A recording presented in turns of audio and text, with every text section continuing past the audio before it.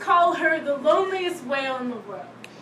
She swims oceans, singing 52 hurt heart hymns that are too high for her kind to hear. She is healthy, strong, and alone. A solitary giant betting on patience, and I can't help but feel a sense of sisterhood with a creature I've never seen before, because loneliness isn't just a human reminder that we all need someone to care for. So I want you to walk slow with me, pretty girl.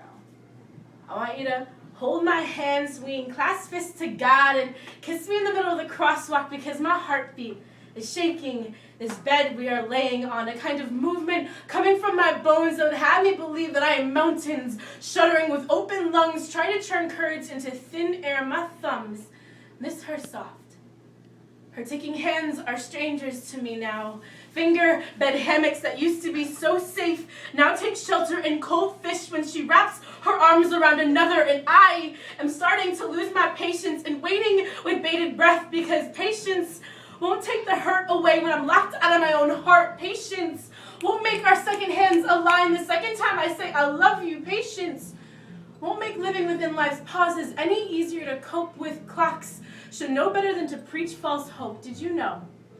The mathematicians have figured out that if you take the number of molecules at 10 drops of water, you'd end up with the number of all the stars in the universe. And sometimes it was easy enough to believe that sometimes those constellations reached out their hands to remind us that it's okay to feel just as lonely as they do. But 2 decades and too many notes like this one have me questioning whether or not it's okay to always have your heart on the starting line, trembling for the gunshot to say run. You always say you're gonna cry, and you never do.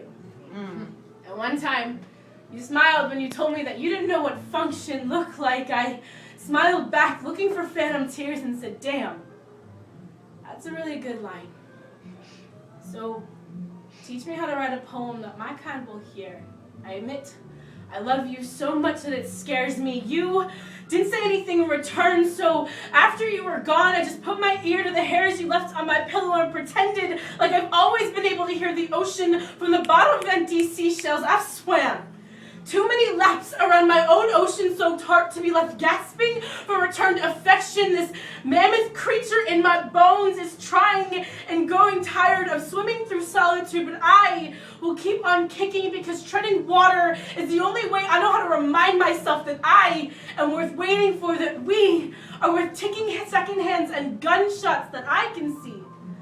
Our backyard garden and our cross-country road trips, every time you touch me, love, I will still be here when you decide to come home. Thank you.